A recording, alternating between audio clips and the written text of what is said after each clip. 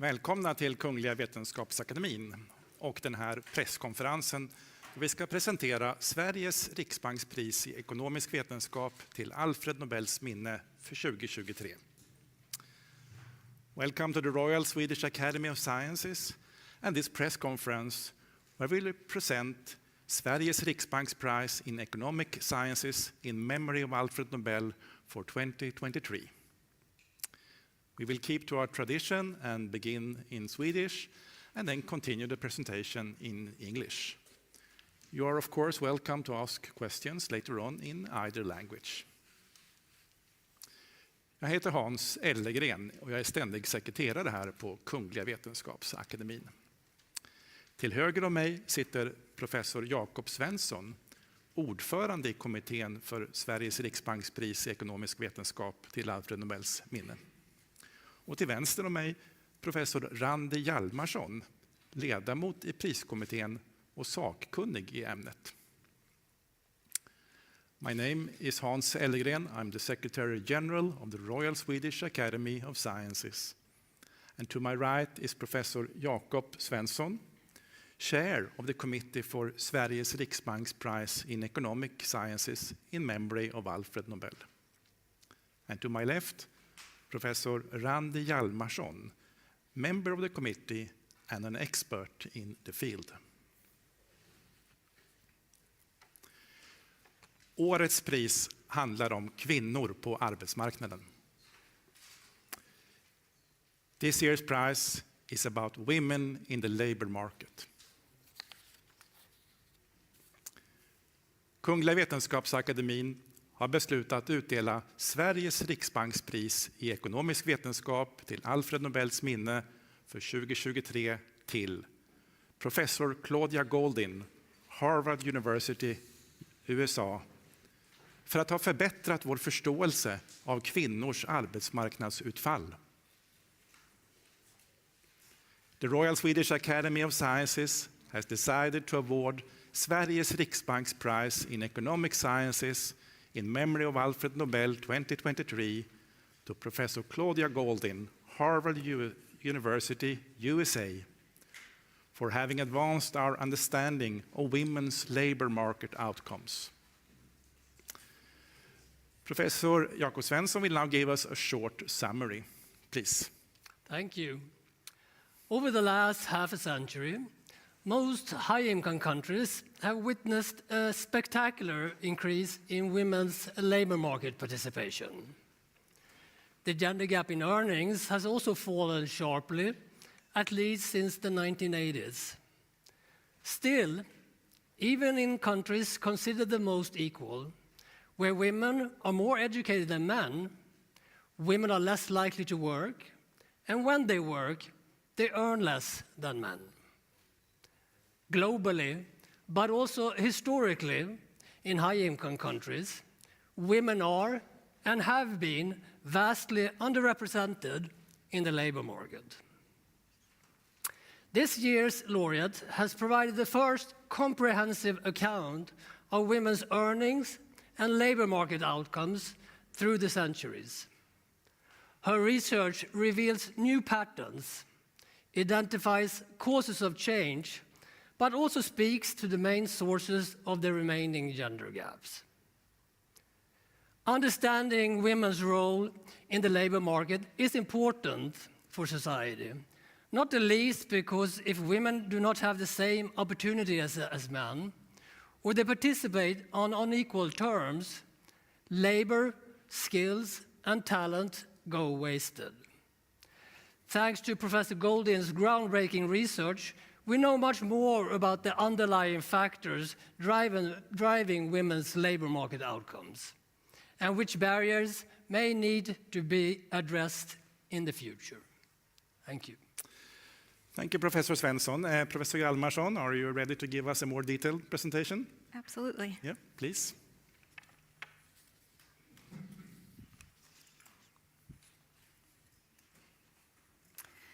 There are many differences in the labor market outcomes between men and women. Globally, about 50% of women participate in the labor market, compared to 80% of men. There's a gender gap of 30 percentage points. But even when women work, their outcomes are different. In OECD countries today, women earn, on average, about 13% less. And women are less likely to reach the top of the career ladder, hitting the so-called glass ceiling.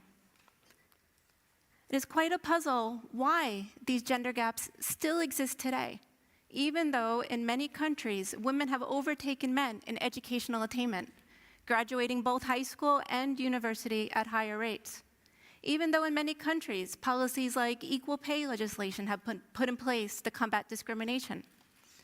The answer to this puzzle is important to maximize global prosperity. This map shows the gender gap in labor market participation rates in countries around the world. Darker shaded countries, red, have large participation gaps. Lighter yellow shaded countries have small gaps.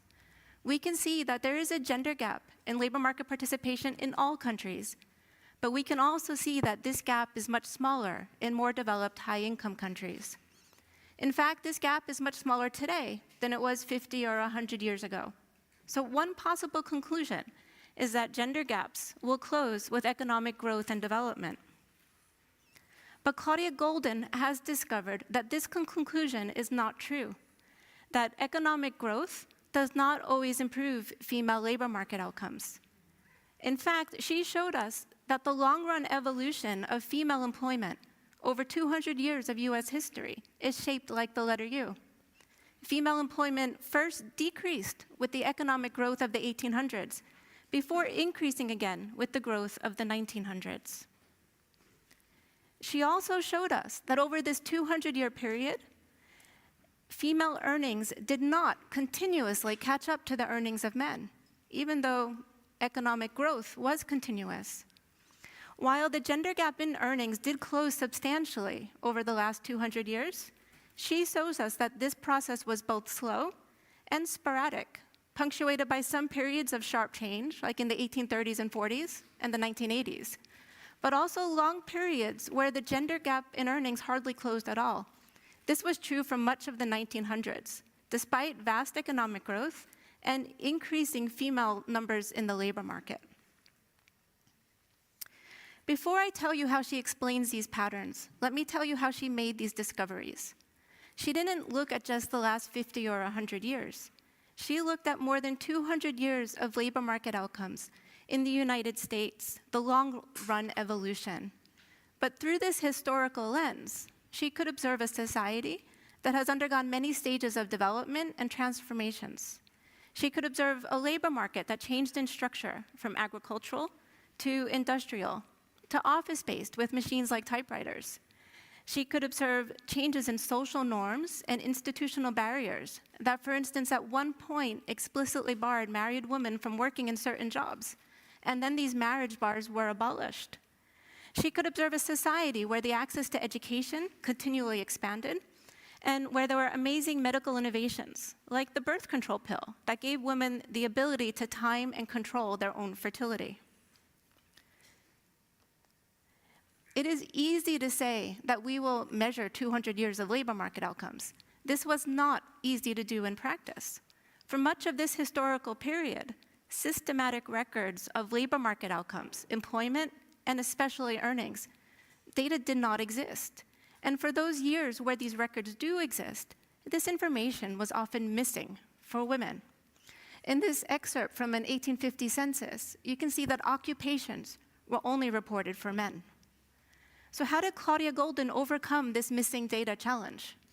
She had to be a detective to dig through the archives, to find novel data sources and creative ways to use them to measure these unknowns. But she did not only discover these data, and she did not only discover these unique patterns, she also discovered that these patterns throughout history could be explained by an economic framework. And in this framework, women are at the center of making a decision about whether to work in the labor market given their potential earnings, or to stay at home and care for their family and the home. The constraints that the woman faces at home, these have changed across generations, but also, as highlighted by Claudia Goldin, across the life cycle, as the woman goes from being young, single, and independent, to getting married, having babies, watching these children grow up, and eventually move out of the home again. Her potential earnings in the labor market This potential is in part determined by decisions that this woman made. Decisions, for instance, about how much education to get. Decisions that she made when she was a young girl. Decisions that she made as a young girl based on her expectations about her future career and family paths. But how are these expectations formed? These expectations are in part formed by looking to the outcomes of generations of the past. By observing, for instance, what my mother did in the labor market when I was a young girl. Claudia Golden writes, each generation expanded its horizons, learning from the successes and failures of the preceding generation and leaving lessons for the next wave of women. This role of generations and updating expectations helps explain why change in labor market gender gaps has been so slow. The beauty of this framework is that it can explain all of the surprising patterns that she discovered in the data. She can explain why female employment decreased in the 1800s, despite the economic growth that came with industrialization. She can explain why the earnings gap hardly closed for much of the 1900s, despite continued economic growth and a large number of women returning to the labor market. She can explain why the gender gap in earnings suddenly started to close in the 1980s, and the surprising role of the birth control pill in changing expectations. And she can explain why the earnings gap has stopped closing today, and the role of parenthood. Claudia Golden's discoveries have vast societal implications, and I don't think anyone says it better than Claudia Golden herself. By finally understanding the problem and calling it by the right name, we will be able to pave a better route forward. She has shown us that the nature of this problem, or the source of this underlying gender gap, changes throughout history and with the course of development. Thank you. Thank you, Professor Hjalmarsson. Let's see if we have Professor Golden with us on phone.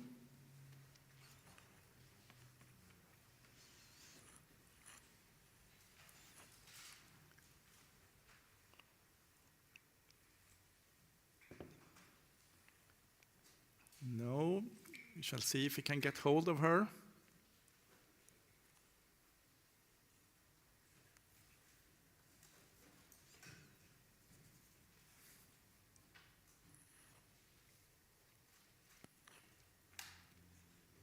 You are calm. Professor Golden, are you there?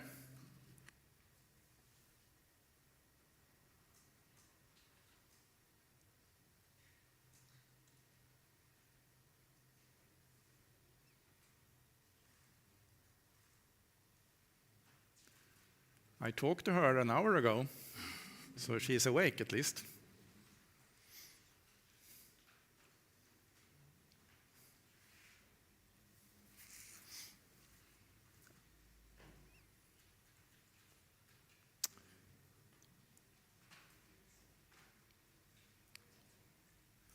No, it seems to be some problem with the connection there. So instead, we open for questions from the audience, and you are welcome to ask questions about the prize in economic sciences and the research involved to the committee members or to me if you want. Please, one here. Do we have a microphone?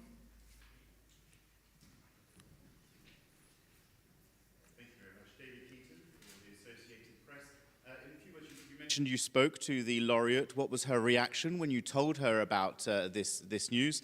And maybe a little bit also about the discovery. You mentioned right at the end that it's about understanding this problem will help us pave a way forward. What are the recommendations that she makes for societies to indeed reduce this gap even further? Okay, the short answer first. She was surprised and very, very glad.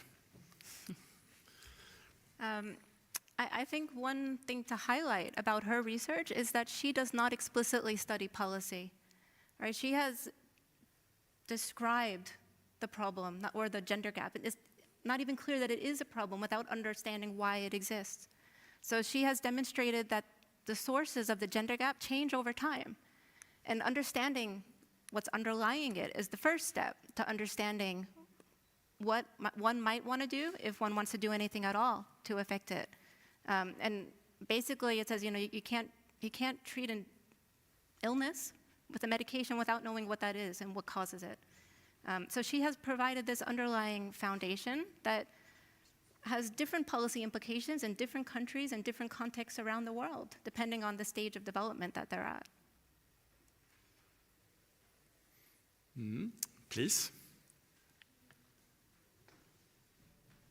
You can use the microphone on the table there if you turn it on. Thank you. We are Chinese Nordic time.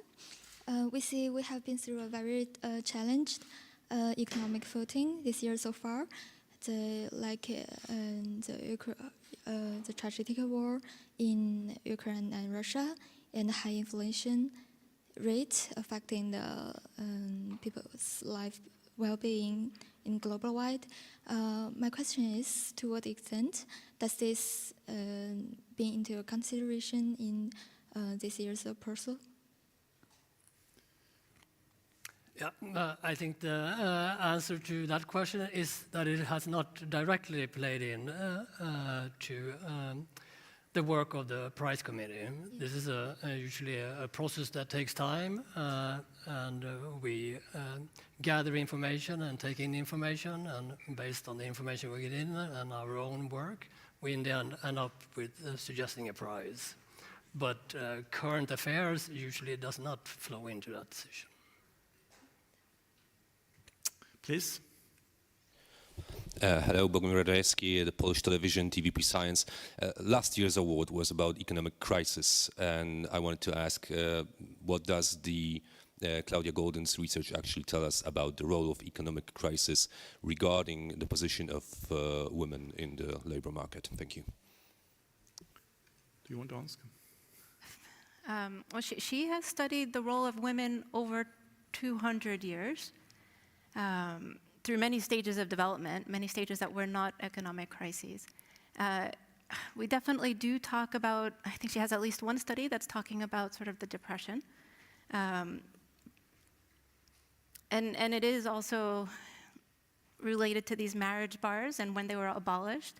But it's not explicitly what her research speaks to, right? Her research is about the role of women throughout 200 years of history, and much of that time is not economic crises.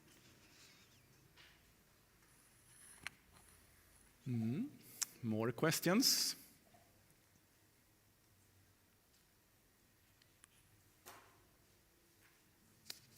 See no hands. And we still haven't got contact with Professor Goldin? No? Here is one question. Yeah. I'm Shifichen Aksesong from Green Post and China-Europe Dialogue.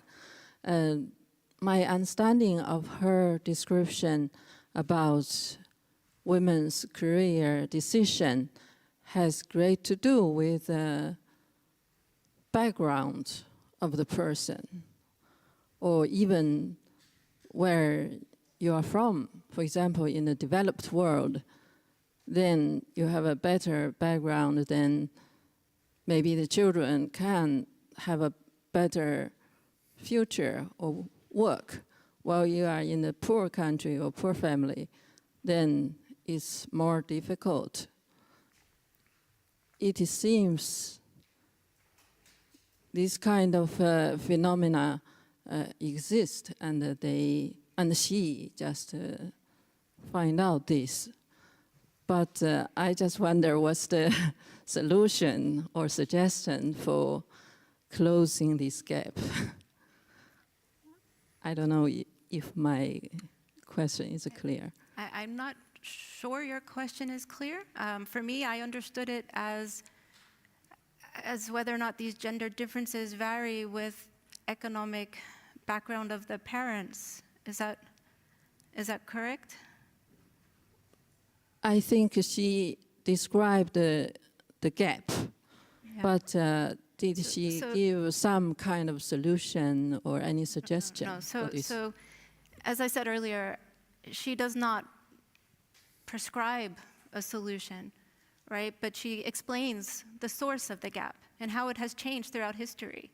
That the source of the gap, back in the industrialization period in wages, that gender gap was not due to discrimination, but the role of discrimination changed as we moved to offices, right? So she explains the source of the gap and how it's changed over time and how it varies with the stage of development.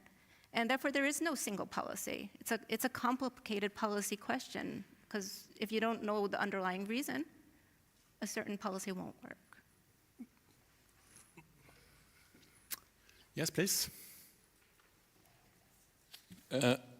Carl-Johan Fonset, Swedish Daily Dagens Nyheter. So this year's prize is about impediments to women's contribution to economic life, and this is in fact the third woman to receive the prize. Has the prize committee taken the opportunity to reflect on this topic on impediments to women's contribution in academia and economic sciences in general? Yeah, so I think there's a number of questions you ask, both how we in the committee work, and there we do not take into account the gender or sex as a criteria in identifying potential prizes. When it comes to barriers in academia, I think Golding's work is very relevant here too. Both when it comes to expectations, for instance, we know in my own field, economics, historically, very few women enter that profession, and why it has taken time to see changes, and we do see changes now, are issues that Golding has worked and provided us with answers to. Yes.